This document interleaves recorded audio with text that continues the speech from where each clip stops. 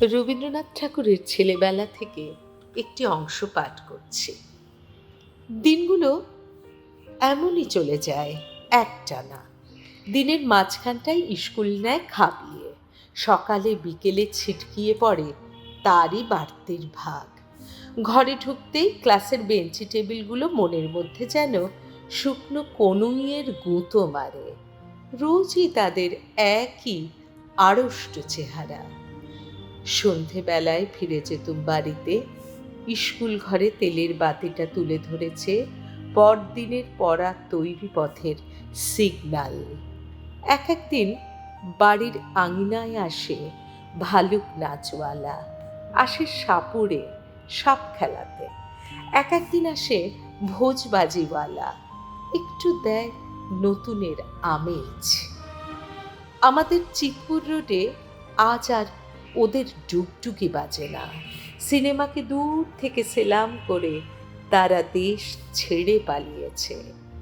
শুকনো পাতার সঙ্গে এক জাতের ফড়িং যেমন বেমালুম রং মিলিয়ে থাকে, আমার প্রাণটা তেমনি শুকনো দিনের সঙ্গে ফ্যাকাশে হয়ে মিলিয়ে থাকত।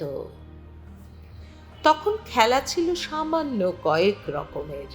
ছিল মার্বেল, ছিল যাকে বলে ব্যাট বল, ক্রিকেটের অত্যন্ত দূরকুটুম্ব, আর ছিল লাঠিম ঘোরানো, ঘুড়ি ওড়ানো। শহরের ছেলেদের খেলা সবই ছিল এমনই কমজোরি। মাঠ জোড়া ফুটবল খেলার লম্ফঝম্প তখনও ছিল সমুদ্র পারে। এমনি করে একই মাপের দিনগুলো শুকনো খুঁটির বেড়া পুঁতে চলেছিল আমাকে পাকে পাকে ঘিরে। এমন সময় একদিন বাজল সানাই, 12 সুরে। বাড়িতে এলো নতুন বউ, কচি সামলা হাতে সরু সোনার চুড়ি। পলক ফেলতেই ফাঁক হয়ে গেল বেড়া। দেখা দিল চেনা সোনার বাহির সীমানা থেকে মায়াবী দেশের নতুন মানুষ। দূরে দূরে ঘুরে বেড়াই, সাহস হয় না কাছে আসতে। ও এসে বসেছে আদরের আসনে, আমি যে হেলা ফেলার ছেলে মানুষ। 2 মহলে বাড়ি তখন ভাগ করা।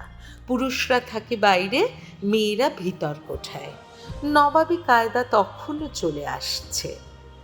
মনে আছে দিদি বেড়াচ্ছিলেন ছাদের উপর নতুন বউকে পাশে নিয়ে। মনের কথা বলা বলি চলছিল।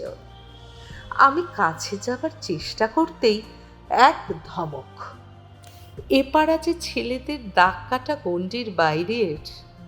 আবার শুকনো মুখ করে ফিরতে হবে সেই ছ্যাঁতলা পড়া পুরনো দিনের আড়ালে। হঠাৎ দূর পাহাড় থেকে বর্ষার জল নেমে সাবেক বাঁধের তলা খইয়ে দেয়। এবার তাই ঘটল। বাড়িতে নতুন আইন চালালেন কর্ত্রী। বউ ঠাকুরুনের জায়গা হলো বাড়ি ভিতরের ছাদের লাগাও ঘরে। সেই ছাদে তাঁরই হলো পুরো দখল।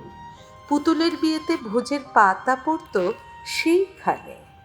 নেমন্তন্নের দিনে প্রধান ব্যক্তি হয়ে উঠত এই ছেলে মানুষ। বউ ঠাকুরুন রাঁধতে পারতেন ভালো, খাওয়াতে ভালোবাসতেন। এই খাওয়াবার শখ মেটাতে আমাকে হাজির পেতেন। স্কুল থেকে ফিরে এলেই তৈরি থাকতো তার আপন হাতের প্রসাদ। চিংড়ি মাছের চচ্চড়ির সঙ্গে পান্তা ভাত যেদিন মেখে দিতেন অল্প একটু লঙ্কার আভাস দিয়ে, সেদিন আর কথা ছিল না।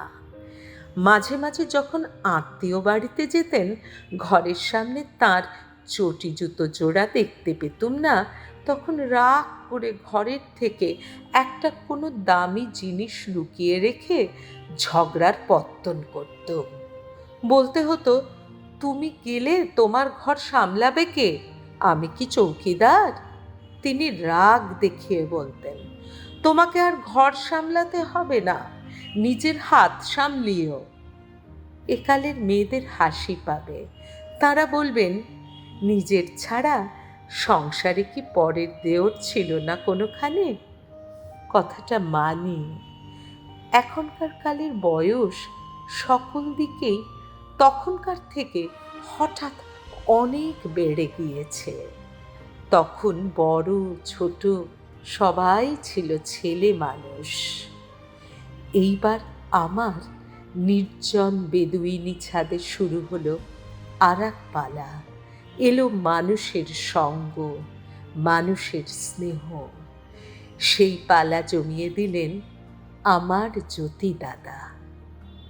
আজ এইটুকুই। নমস্কার।